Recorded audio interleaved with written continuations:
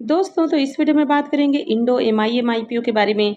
तो चले जानते हैं कि कंपनी क्या काम करती है, इसके फाइनेंशियल कैसे हैं। ग्रे मार्केट प्रीमियम की बात की जाए तो ग्रे मार्केट प्रीमियम के अंदर लगातार उछाल देखने को मिल रहा है। तो चले जानते हैं कि आईपीओ में अप्लाई करना चाहिए या फिर नहीं करना चाहिए। वैसे वीडियो शुरू करने से पहले मैं बता दूं, ये वीडियो सिर्फ और सिर्फ एजुकेशन और इन्फॉर्मेशन के पॉइंट ऑफ व्यू से बनाई जा रही है। तो इन्वेस्टमेंट से पहले अपनी खुद की एनालिसिस करें और अपने फाइनेंशियल एडवाइजर से कंसल्ट करने के बाद ही कोई भी डिसीजन लें। सबसे पहले आईपीओ के डिटेल्स की बात की जाए तो आईपीओ 23 जुलाई से ओपन होने वाला है और ये 27 जुलाई को क्लोज होगा। लिस्टिंग डेट इसकी 30 जुलाई है। फेस वैल्यू ₹1 पर शेयर है। बुकिंग प्राइस 485 है और आईपीओ में 30 शेयर्स का लॉट है। आईपीओ के साइज को देखें तो आईपीओ 3811 करोड़ का है, तो काफ़ी बड़े साइज का ये आईपीओ है। इसमें 499 करोड़ का फ्रेश इशू और 3311 करोड़ का ऑफर फॉर सेल है। आईपीओ में एम्प्लॉयज़ के लिए ₹45 पर शेयर का डिस्काउंट दिया गया है।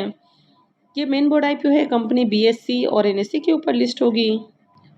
आईपीओ के रिजर्वेशन पोर्शन को देखें तो इस आईपीओ में क्यूआईबीज के लिए 50% का पोर्शन है, रिटेलर्स के लिए 35% और एचएनआईज के लिए 15% का पोर्शन रखा गया है। आईपीओ में 30 शेयर्स का लॉट है और एक लॉट के ऊपर मिनिमम इन्वेस्टमेंट ₹14,550 है। कंपनी के बिजनेस को देखें तो कंपनी 1996 में इनकॉर्पोरेट हुई है।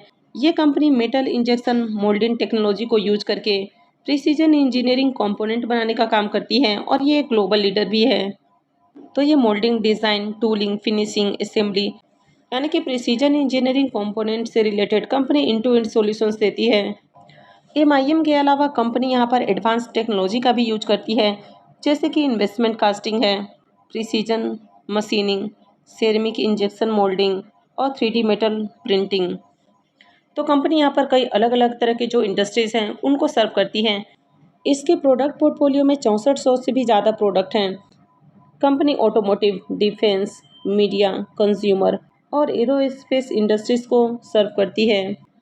तो कंपनी के प्रोडक्ट पोर्टफोलियो को देखें कि कंपनी किस किस इंडस्ट्रीज़ में सर्व करती हैं और कंपनी क्या बनाती है।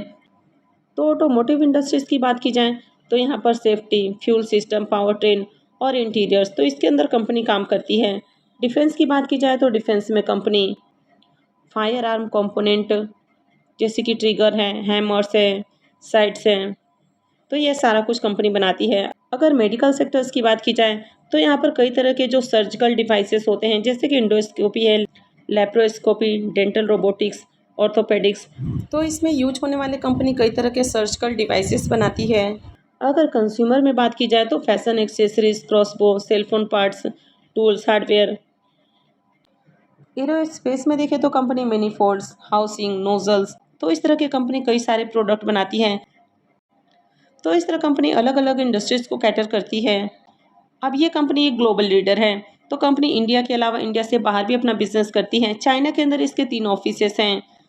इसके अलावा जर्मनी, यूनाइटेड स्टेट में भी हैं और इसके 13 सेल्स रिप्रेजेंटेटिव चेक Republic, France, Italy, Japan, South Korea, Israel, Poland, Turkey, तो इन सब जगहों में हैं। तो ये ग्लोबली अपना बिजनेस करती है। कंपनी अभी ग्लोबली 1100 से भी ज़्यादा कस्टमर्स को सर्व कर रही है। कंपनी की फ़िलहाल 15 मैन्युफैक्चरिंग फैसिलिटीज़ हैं, जो इंडिया के अलावा यूएस, यूके, मैक्सिको में हैं और इसकी वर्ल्ड के अंदर लार्जेस्ट इंस्टॉल एमआईएम कैपेसिटी है। तो कंपनी का जो सेल्स ऑफिस है वो चाइना, जर्मनी, यूएस और इसके सेल्स रिप्रेजेंटेटिव पूरे यूरोप और एशिया में फैले हुए हैं। कंपनी के बिजनेस को देखा जाए तो कंपनी का बिजनेस काफ़ी शानदार है। ये अपने सेक्टर में one of the global leader है। अगर इसके फाइनेंशियल को देखें तो यहाँ पर कंपनी ने 3 सालों का फाइनेंशियल पेश किया है। तो इसमें 24, 25 और 26 3 सालों का कंप्लीट फाइनेंशियल है। कंपनी के अगर एसेट को देखें तो फाइनेंशियल 24 में कंपनी का एसेट 3757 करोड़ का है, 25 में 4140 करोड़, फाइनेंशियल 26 में 4897 करोड़। तो कंपनी का एसेट लगातार इंक्रीज हुआ है। इनकम को देखें तो फाइनेंशियल 24 में कंपनी का इनकम 2900 करोड़ का है, फाइनेंशियल 25 में 3300 करोड़ और 26 में 4300 करोड़ का इनकम है। तो कंपनी का इनकम भी लगातार इंक्रीज हुआ है। प्रॉफिट को देखें तो फाइनेंशियल 24 में 283 करोड़ का प्रॉफिट है, फाइनेंशियल 25 में बढ़ के 423 करोड़ और 26 में 533 करोड़ का प्रॉफिट है। तो साल दर साल कंपनी बढ़िया प्रॉफिट भी जनरेट कर रही है। कंपनी का प्रॉफिट भी इंक्रीज हो रहा है और अगर प्रॉफिट मार्जिन को भी देखें तो इसका प्रॉफिट मार्जिन भी बढ़िया नज़र आ रहा है। ईबिटा को देखें तो कंपनी का ईबिटा भी लगातार इंक्रीज हुआ है। फाइनेंशियल 24 में 743 करोड़, 25 में 932 करोड़ और फाइनेंशियल 26 में 1070 करोड़ का ईबिटा है। नेटवर्थ को देखें तो फाइनेंशियल 24 में 2000 करोड़ का नेटवर्थ है, 25 में 2100 करोड़ और 26 में 2800 करोड़ का नेटवर्थ है। तो नेटवर्थ भी लगातार बढ़ा है। अगर इसके रिजर्व को भी देखें तो इसका रिजर्व भी लगातार इंक्रीज हुआ है। अभी कंपनी के पास 2573 करोड़ का रिजर्व है। अगर कर्ज को देखें तो 1090 करोड़ का कर्ज है। तो कंपनी के ऊपर ज़्यादा कर्ज नहीं है और यहाँ पर कंपनी आईपीओ से जो फंड रेज करने वाली है तो उसमें से 400 करोड़ रुपए कर्ज के भुगतान के लिए खर्च करेगी। तो आगे कंपनी का कर्ज भी थोड़ा कम हो जाएगा। ऑलरेडी कंपनी के ऊपर कर्ज कम है। तो ओवरऑल फाइनेंशियल को देखें तो फाइनेंशियल भी इसका बढ़िया है। इसके आरओई को देखें तो आरओई इसका अच्छा है। आरओसी को भी देखें तो आरओसी भी अट्रैक्टिव है। डेट टू इक्विटी रेशियो भी इसका लो है। कंपनी के ऊपर ज़्यादा कर्ज नहीं है। रिटर्न और नेटवर्थ को भी देखें तो ये भी शानदार है। पैट मार्जिन भी इसका बढ़िया है। ईबिटा मार्जिन को भी देखें तो ये भी अट्रैक्टिव है और प्राइस टू बुक वैल्यू इसका हाई है। 10.63 का प्राइस टू बुक वैल्यू है। ईपीएस इसका 11.02 का है।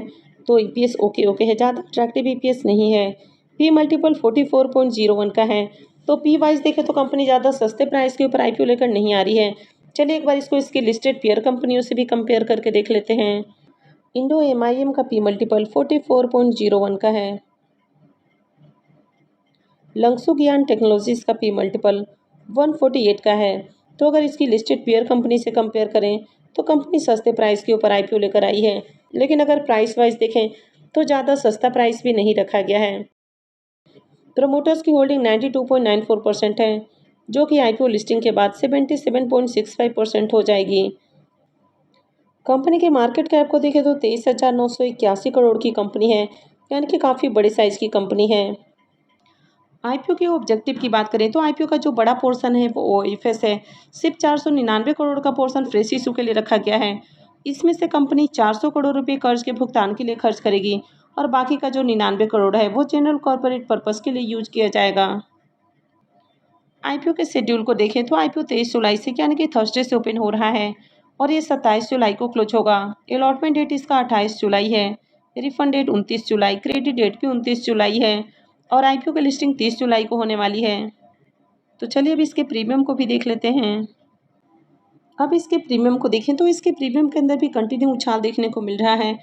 तो कल इसका प्रीमियम जहां 168 रुपये के ऊपर ओपन हुआ था, अभी 223 रुपये के ऊपर देखने को मिल रहा।